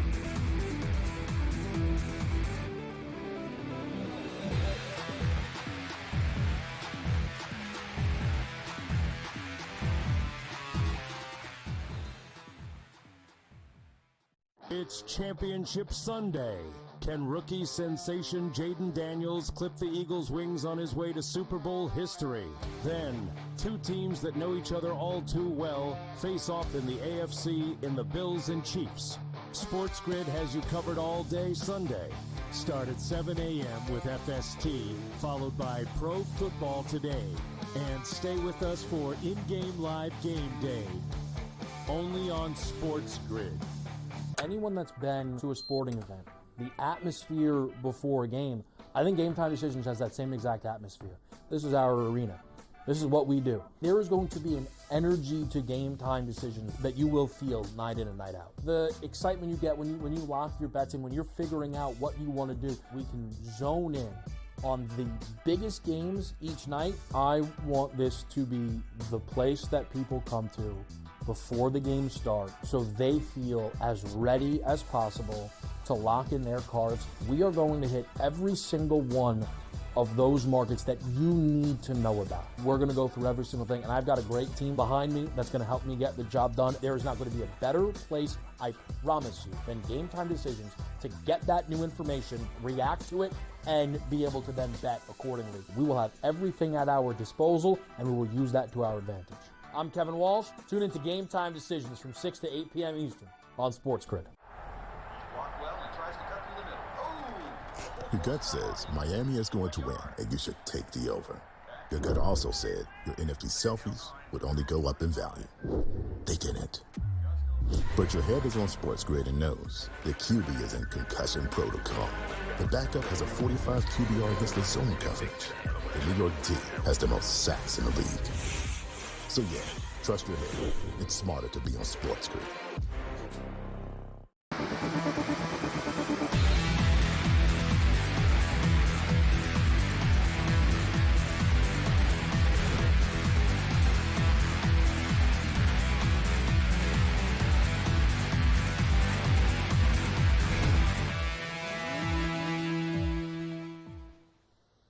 Just great stuff out of Cam Stewart. Always enjoyed chatting with him. He hung out with us for the better part of the last half hour. We have a couple more guests on the way, plenty more football talk on the way. Professional handicapper Wes Reynolds going to join us in about a half hour. We'll get into plenty more football and everything else. College basketball, there are still, like 20 games at least that have yet to tip off tonight. So there's a lot to get into. To that end, Brady, some of the games that, we've touched on them, but just because they will be tipping off momentarily. Cal at home, 8.5-point favorite against Miami, as we touched on.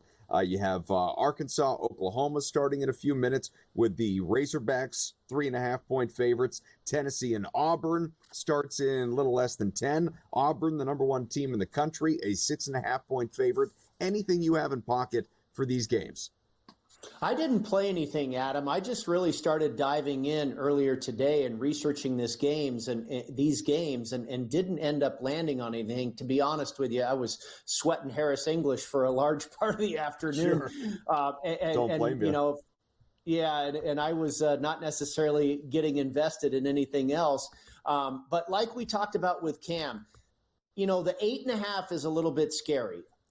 I would still only, look to Miami here, but I really would want to have the 9.5. And if you can find a 9.5 out there, I'd probably grab it. If you're dying to bet this game, it takes some stones to bet the Miami Hurricanes. I just think the situation is they've hit rock bottom, and now's the time to maybe go, to zig, like you say, to zig when everybody else is zagging on the Cal Bears. Cal Bears are not a very good team at all. So, it's not like they should be laying this type of number to many people in the entire country. Tennessee and Auburn, we talked about this one as well. And maybe I'll get involved here. It's probably going to tip. I'm not going to have a chance. But I like Auburn. I think, Auburn is ranked number one. They're actually number 2 in Ken Palm now. Duke has overtaken them. But I think Auburn is the best team in the country. And it's more of the great offense of Auburn against the great defense of Tennessee. But I think the Tigers can take out the Volunteers, especially we know in conference, going on the road in these conference games. We saw it happen earlier today with Oregon. I see it all the time. It happened with Michigan. No matter what conference, playing on the road in conference play in college basketball is very, very difficult. And I think Tennessee's up against it here. He talked about Cincinnati and BYU. He likes BYU. And that is a telltale sign when you have the ranked team, the higher ranked team, and the home team with the lower ranking, in this case with BYU, not even in the top 25, as the favorite in the game. But I actually kind of liked Cincinnati in this one. All the Ken Palms of the world, all the experts out there as far as college basketball think this line with the Cougars as 7-point favorites is too high. So I lean Cincinnati in that one, which, I was just talking about this the other day. That is the sign of all signs. And there's another game coming up. I'm trying to rack my brain here on which one it is, where you have that team that is ranked higher, but yet the home team is favored and they're ranked lower or not even ranked at all. And the natural knee-jerk reaction is like, oh my gosh, Cincinnati BYU or Cincinnati in this case, Cincinnati's getting 7. Oh yeah, give me the Bearcats. And oftentimes it goes the other way. This, I think, might be the exception here tonight. I think this line ought to be closer to 5 rather than 7. I will say, just circling back to Miami and Cal for a moment, again, this is 8 straight losses for the Hurricanes going back to just before the students' winter break. 16. So at the end of December. Right. It's really only gotten worse. You go back to the beginning of the skid, it was 4 points, it was 10 points, 1 point to Virginia Tech, lose by 15 to Florida State, and then 10 Wake Forest. And then the massacres start, obviously, with the 35 points to Duke. Granted, number 2 team in the country. 43 against SMU. Stanford last time out, 37. And I understand what you're saying, what Cam was saying, as far as feeling like, okay, maybe the books are telling you something. Things are getting out of control. Back the dog in this situation. I get it. I do. However, we'll be on the air. We'll monitor this game. If this is a 25-point game again, I want to know what the reaction is going into the next one out, against Virginia coming up in a few days. What's that line going to look like? Well, it's like the ship has sailed or we're late to the party, right? I mean, you could have been betting against Miami for the last 3 or 4 weeks or 15 out of the last 16 they've lost. I'm not sure what the number is against the spread, but now the word is out. That's what I'm saying. And now we're seeing this line movement. It happens in the NFL. It's like, boy, this team is really bad, but I think when you get to a low point in the market and you see this shift like this, there has to be, the market is incredibly efficient, right? Especially in the NFL. And now college basketball is becoming much more efficient because football is winding down and you have more sharp players and more sharp eyeballs paying attention to this type of stuff. And these markets will tend to correct themselves. And I think it could be the spot that it corrects itself tonight. Now, you have a nice number. You can still win and I can still be right too. But if I could find a 9.5 out there, I think that's too many to lay with the Cal Bears. That game getting going here in just a moment. So like I said, we'll keep you posted on what is going on in that game, what's happening. Maybe there's a live betting opportunity. We will see. But let's start the football conversation, the two of us here. Obviously, we got Cam's perspective, and it was exactly on the nose what I expected it to be. Does that make him predictable? Maybe a little bit. That's okay. Doesn't make him wrong. I'll tell you what, the two sides that he is invested in are absolutely the two sides that I am rooting for. I mean, how much fun would it be to have a Buffalo-Washington Super Bowl? I know there's no Patrick Mahomes, there's no Jalen Hurts, there's no Kansas City, there's no Philadelphia, but you get two markets that haven't done it, and Buffalo hasn't in ever, right? And Washington have the Commanders. I mean, not the Commanders, but even the old Redskins. Did they ever win? If so, a million years ago. And plus, this is driving Dan Snyder absolutely bananas, and I'm here for it. I am. I love the story. We have never seen a rookie quarterback, win a Super Bowl. Hell, we've never seen a rookie quarterback start a Super Bowl. So you could see history if Washington wins. We are going to spend so much time during this show looking at whether it's the props or anytime touchdowns, sides, totals, trends, so much to get into. But just to sort of begin things, Brady, I'm wondering, with these two games, do you have more conviction in one side versus another? Yeah, good question. There's a lot of pros versus Joes out there when you just look at, where the betting activity is. And it feels like the general public, and rightly so, recreational bettors are going to bet with their heart. They're going to bet what they want to root for. And I'm included here. And you seem to be alluding this way as well. I'm rooting for Washington and Buffalo. Absolutely. But that is not always the smartest way to bet. It feels like the majority is betting with their heart on this one, that they want the Bills to finally overtake the Chiefs, and they want this miracle run by Jaden Daniels in Washington to continue. And that really scares me because, when I try and be a sharp bettor and I try and, do this, methodically and rely on the numbers and be smart about things and not just let my heart influence my decisions, I come out with those sides. I come out with Washington and Buffalo. So I'm like, boy, it seems like there are a lot of people, both sharp, professional, recreational, what have you. It seems like there is a lot of people on the underdogs this week. Yeah, I'm kind of the other way, ever so slightly. I meet you halfway. I come out, if I'm trying to think about this as a bettor, as opposed to just what I am rooting for, I still land on Buffalo, but I also land on Philadelphia. If not for maybe injury concerns, that's a real thing, and we will discuss that and so much more when we return here on In-Game Live Pro Football Game Day.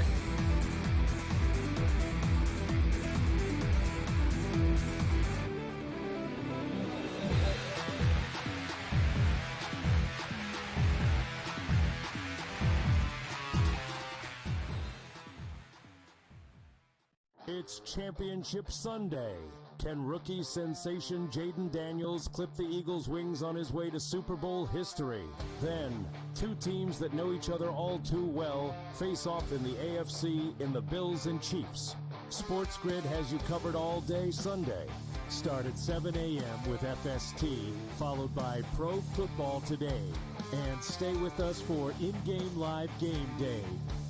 Only on SportsGrid.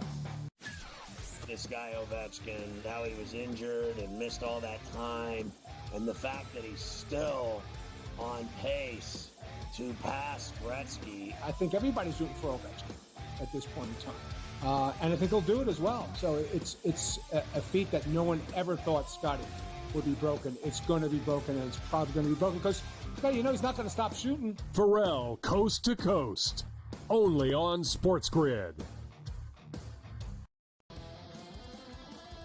We all know MVPs don't win the Super Bowl. It's not about MVPs, man.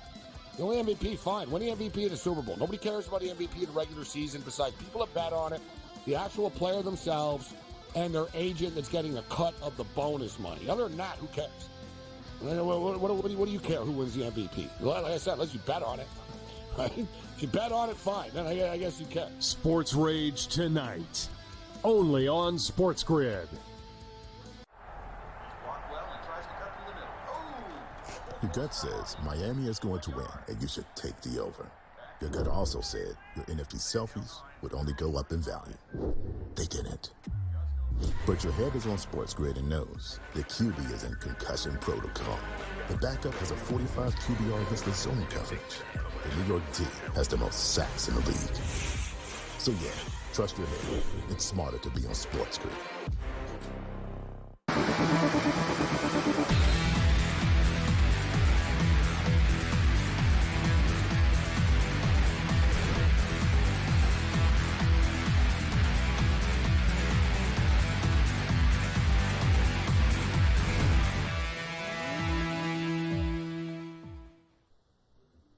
Welcome back, IGL Pro Football Game Day. Professional handicapper Wes Reynolds joins us top of the hour. Right now, Brady and I, we're getting into some of these football trends and just some of the different things to look for. Look, we're going to bring some of this stuff up throughout the show, I'm sure, but I don't want to dance around it off the top here. Now, the spread in this Bills-Chiefs game, because I know, like the Commanders-Eagles, they're first, they're the early game, but let's be honest, this is the game that everybody has circled. This is the fourth AFC Championship meeting in the last 5 seasons, with the Chiefs sitting pretty at 3-0. Josh Allen and the Bills trying to exercise some demons in this one, and they are dogs, 1.5, 2-point dogs, depending on where you do your shopping, even though Buffalo handed Kansas City its only legitimate regular season loss this year because that JV appearance against the Broncos in Week 18, where they just wanted them to win, as opposed to the Bengals potentially making the playoffs. That doesn't count. That doesn't mean anything. Chiefs lost one real game this year, Brady, and that was to these Bills. It was to Josh Allen and the Bills earlier this year. However, speaking as someone that lost money going against the Chiefs, literally every playoff game last year when they were a dog, every single time, and it went against me every single time, I have to give people these trends. There are a lot of them, all right? The Chiefs, with Patrick Mahomes, 15-2 straight up in home or neutral site games in the months of January and February, 43-6 straight up in that spot in November or later. Mahomes, 7-0 straight up and against the spread as an underdog or favorite of less than a field goal, covering that spread by an average of 6 points. Mahomes, 23-2 straight up in his career in home games in November or later when the temperature is 40 degrees or below, winning his last 20 outright since a loss to Tom Brady in the 2019 playoffs. As we know, that was the Super Bowl. Why in the world would we put our hard-earned money against Patrick Mahomes, even if we believe in the Buffalo Bills? Yeah, no, I hear you loud and clear. It is definitely hard to do, and especially when you have a softball line that is less than a field goal at home. It just seems that the Kansas City Chiefs find ways to win, right? Yeah, it'd be a lot different if this line was 6, 7, 8 points. Then you'd be like, okay, the Chiefs are going to win, but they might not cover. Now, this line, 1.5 or 2, less than a field goal, you're like, okay, if they win, they're probably going to cover as well. Here's some more trends for you. There's all kinds of them here in both of these games, really. Mahomes' career record in the playoffs as an underdog or a favorite of 3 points or less is 8-0 straight up and against the number. Josh Allen, 1-3 against the spread as a playoff underdog. Now the Bills, 4-3 this season against the spread versus playoff teams. The Chiefs, 4-5-1 against the spread versus playoff teams this season. Home teams with a better record in the championship round, 52-19 straight up. That's 73% of the time they win outright. 41-29-1 against the number. That's 58%. That's pretty strong. The Chiefs are 8-1 straight up, 7-2 against the number under Andy Reid with Mahomes when seeking same season revenge. You talk about the only true loss this year for the Chiefs was against the Bills. Well, pretty darn good historically when seeking same season revenge. Then, of course, there's the fly in the ointment here, Adam. Is the NFL really trying to end this run by the Kansas City Chiefs, making the Clete Blakeman referee crew in charge of this contest at Arrowhead? He has not been kind to the Chiefs. They are 5-6 straight up with games refereed by Blakeman. The Bills are 6-2 straight up in those games. This season, Clete Blakeman's crew, the home team, is 5-11 straight up when he referees those games. And in playoff games that he referees, the underdog is 10-3 against the spread. So, if you believe in the conspiracy type of thing and that the NFL, has a script and they want to maybe flip the script against the Chiefs this year, well, there's some evidence with the choice of referees or the assignment of referees, I should say. But I got to ask you, Brady, what happens when somebody touches Patrick Mahomes? Oh gosh, I just hope it's officiated well. I'm so tired of this, and it's become a thing. I mean, with him kind of faking that he's going to run out of bounds or the flops, and it's not just people whining about bad officiating anymore. It's really become some real stuff. Factual things that you're like, wait a minute, that's not necessarily the intention of the rule or the way it should be played out or the way it should be called. So you hope that the referees, no matter who they are aware of this type of thing and just call a good game. That's all we can hope for because we bet on this type of stuff, right? You just want the integrity to be carried out. To that point, it is an officiating issue. I don't blame, some people do.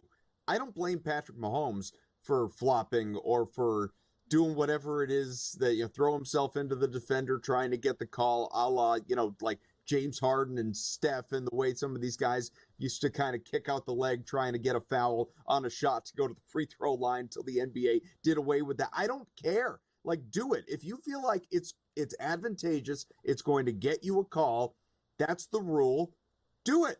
You're supposed to do it. You're an athlete. You're looking for a competitive advantage. This becomes an officiating issue. So, to your point, just be consistent. Like, if you're going to call something on one side with Mahomes, call it with Allen. Or don't call it with Allen, don't call it with Mahomes. Like, just give us a nice, consistent game that is decided on the field. I think that's all we want. Yep. We do not want the referees to be a story in the least. And I would side with, you say just be consistent. If you're going to call it this way, call it that way. I would rather see them let them play a little bit. And that's typically the way things play out in the playoffs. They are a little bit more loose with, the hand fighting and whatnot. I hope that is the case. They let these guys play and we get a good officiating effort and the refs are not the story. There is one other trend. In games in the playoffs, Taylor Swift attends. Chiefs are 5-0 straight up.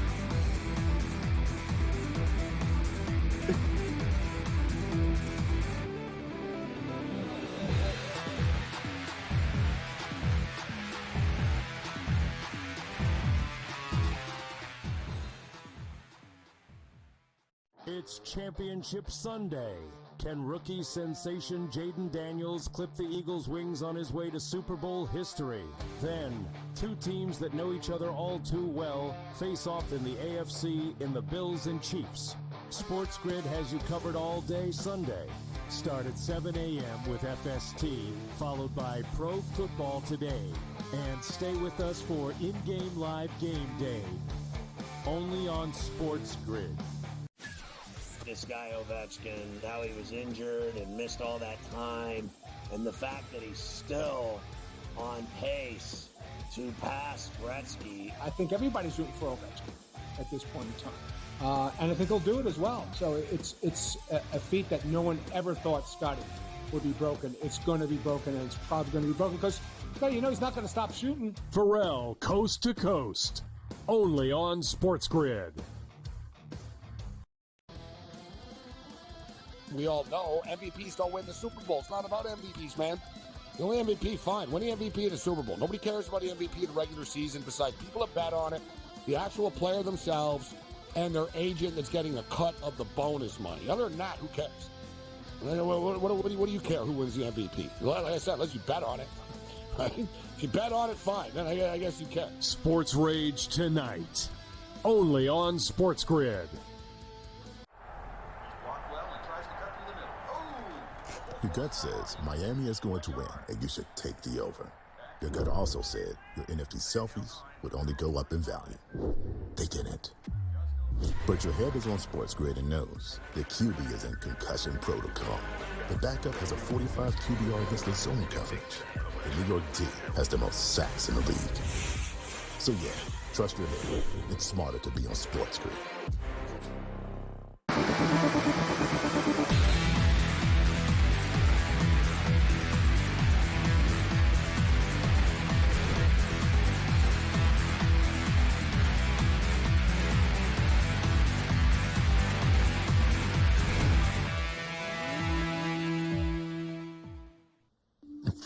Back with Brady again. Wes Reynolds joins us top of the hour. We've been on the Bills and Chiefs, and we're only just getting started. There's so much more in that game, both these games, to get into. But let's welcome in just a little bit here, Brady, of this Commanders-Eagles game against round 3. Talk about same-season revenge. How about a third game where so far we've got the split, obviously, but now this one determines who's going to the Super Bowl. There were plenty of people going into the year that expected and wagered on Philadelphia being in this spot.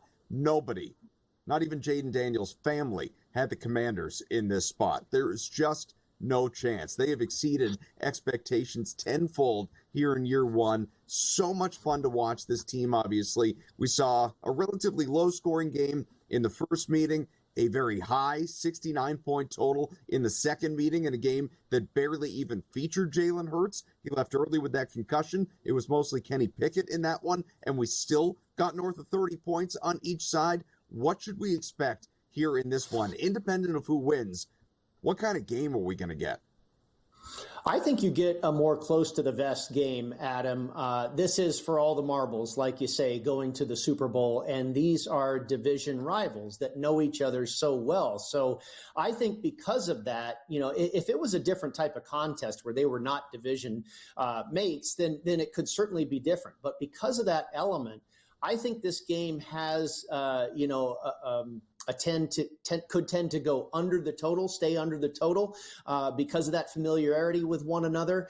And I think it's also going to tend to be a closer game than the spread might indicate.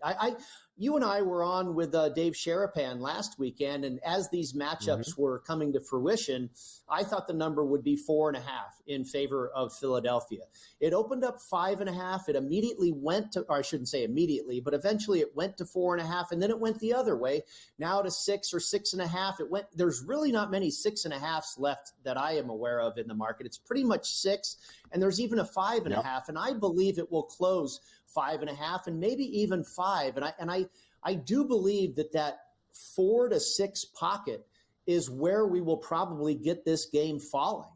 I do believe that Philadelphia is probably the better team at the end of the day, the more complete team, the team that is better at the line of scrimmage, both probably offensively and defensively. Sam Cosmi out along that offensive line for the Washington Commanders is a big deal. I think Philadelphia absolutely could win this game by 2, 3, 4, 5, 6 points, but I do not see them winning by 8, 9, 10, not a double-digit victory for Philadelphia. The Hurts injury is real.